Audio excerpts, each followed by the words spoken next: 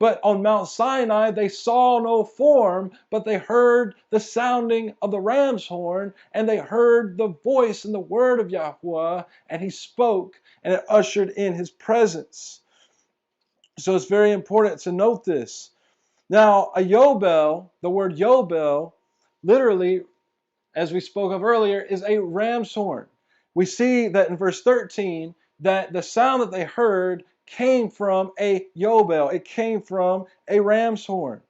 It says, not a hand is to touch it, but he shall certainly be stoned or shot with an arrow. Whether man or beast, he shall not live. When the Yobel, when the trumpet sounds long, let them come near the mountain. This is often, again, translated ram's horn because it literally is a ram's horn that has been turned into a wind instrument that makes an alarming sound to let the people know. And Yahweh made this sound, the sound of the ram's horn, at Har Sinai, at Mount Sinai, and it ushered in his word. It ushered in his presence.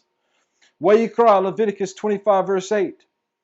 We see about the Jubilee. The word Jubilee comes from the word Yobel, which is a ram's horn. This is what we read.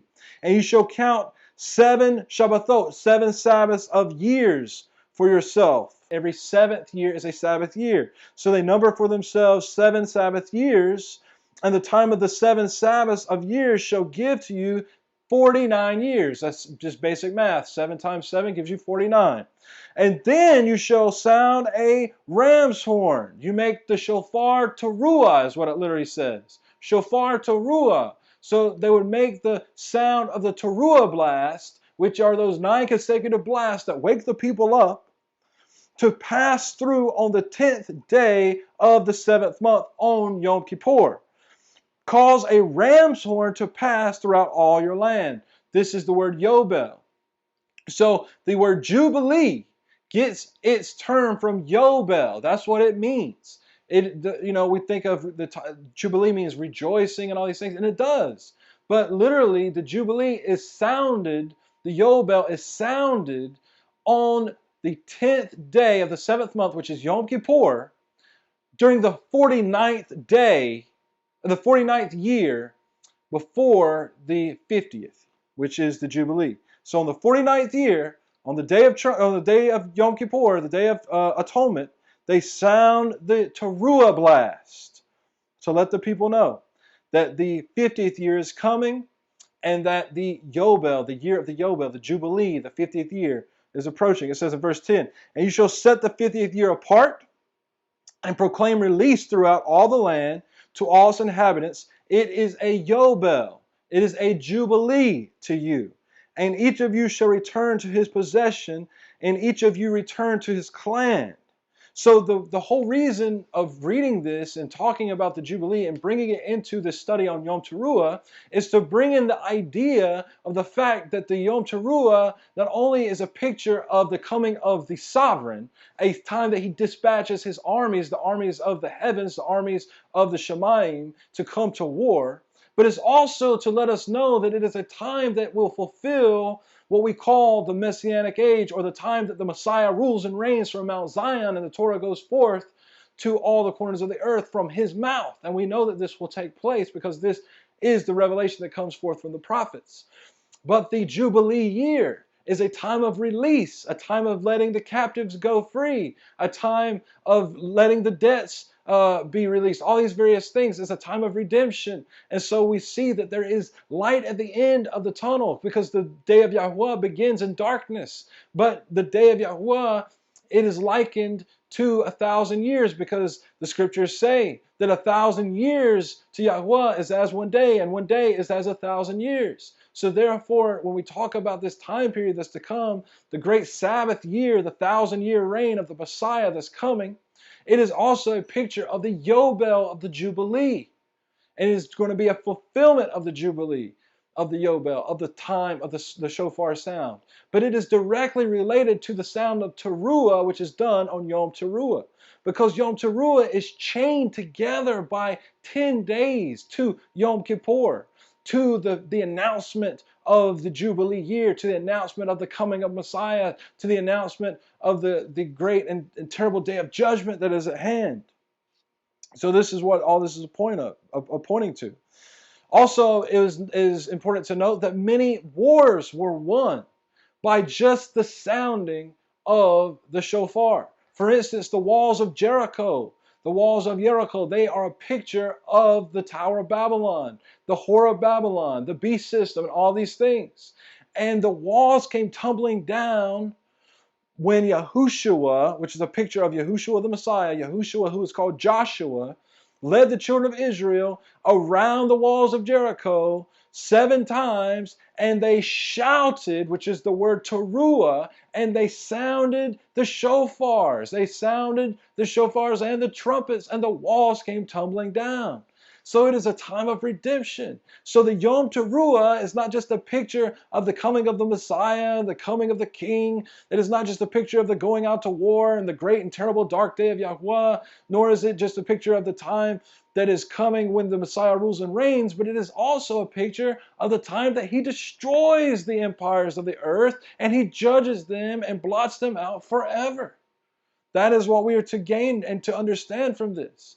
Also, Gideon, who is called Gideon, he also defeated the Midianites with the sounds of the shofar. So it is really important to note these things so that we understand the role that Yom Teruah has in the great scheme of prophetic events that are happening all around us. Joel, Yahweh, chapter 2, verse 1 says, "Blow a ram's horn in Zion, and sound an alarm, sound a teruah in my Kodesh mountain. Let the inhabitants of the earth tremble, for the day of Yahuwah is at hand." It is coming. "For it is near, a day of darkness and gloom, a day of clouds and thick darkness, like the morning clouds spread over the mountain." So we know that the time of Yahuwah, the day of Yahuwah, comes at the sounding of the alarm. We're to sound the ram's horn in Zion, lift up the trumpet sound, lift up the teruah blast, let the people know that the day of Yahuwah is coming. That is why in Ezekiel chapter 33 we read about the watchman on the wall. The watchman was told, Ezekiel was told, "O son of man, I have made you a watchman on my wall. When you see the sword come and you don't let the people know, then I'll require it at your hand. But if you let the people know, then their blood is on their own hands." And that is the message that Yahuwah is telling us. We have our eyes open. We are awake. We are aware. We've heard the sound, the call from the Messiah, from the Mashiach. We've heard the call of Yahuwah in these last days, and we know. And so therefore, those of us who know and are awake, brothers and sisters, it is your opportunity and your obligation to sound the teruah blast, to lift up your voice and spare it not, to let the people know the sword is coming, the pestilence is coming, the famine is coming, darkness and gloom and all the things that the prophet spoke of will come to pass. But at the end of that dark and terrible tunnel, there is light, because Yahuwah will set up his Malkut. He will set up his kingdom, his reign on the earth. And that is what the entire revelation of Yom Teruah is pointing to. Now, what is the solution in Joel chapter 2 to this dark and terrible day? In verse 32 we read, "It shall be that all that call on the name of Yahuwah shall be delivered. They shall be saved." That Hebrew word is actually yimalet. It means they will narrowly escape. They will narrowly escape. But they will escape. They will be saved. Zephaniah chapter 1 verse 14. "Near is the great day of Yahuwah, near and hurrying greatly, the noise of the day of Yahuwah. Let the mighty man then bitterly cry out." That day is a day of wrath, a day of distress or tribulation and trouble, a day of waste and ruin, a day of darkness and gloominess, a day of clouds and thick darkness, a day of the ram's horn and alarm. It is Yom Teruah, Yom Shofar, wa Teruah. It is a day of the shofar and teruah. So we know that Yahuwah's great and terrible day is linked directly to Yom Teruah, because here it says it is a day of the shofar and teruah. It is a day of the teruah. So it is a Yom Teruah, Yom Shofar wa Teruah, against the walled cities and against the corner towers. "And I shall bring tribulation or distress on men, and they shall walk like blind men. because they have sinned against Yahuwah, and their blood shall be poured out like dust on their flesh, like dung. Neither their silver nor their gold shall be able to deliver them in the day of the wrath of Yahuwah. And by fire of his jealousy, all the earth shall be consumed, for he makes a sudden end of all those who dwell on the earth. Zephaniah chapter 2 verse 3. Seek Yahuwah, all you meek ones of the earth, who have done his right ruling. Seek righteousness, seek meekness, if so it be that you are hidden in the day of the wrath of Yahuwah. So Zephaniah, he gives us the solution in chapter 2.